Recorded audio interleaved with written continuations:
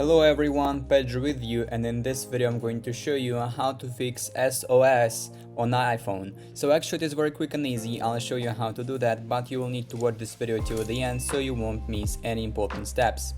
So this problem always fixes and usually fixes really easily. So the first step is you need to go to simply open the settings, and here just go and turn on airplane mode for a second or another. So basically wait a little bit, then turn it off again, and the problem will be gone. If it isn't, if the problem still persists, the next thing I'll suggest you to do is you need to scroll down and open mobile service right here. And in my case, I'm using a physical SIM card, so I will find my SIM card just right here and click on it, and then I will just simply turn this off and then turn it on again. Basically to reset the network. If you are using the eSIM, you need to do the same steps with the eSIM. Turn it off and then turn it on.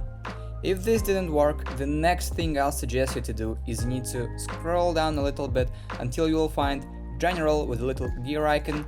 Click on it. Now scroll to the bottom of the settings and click on the transfer or reset iPhone.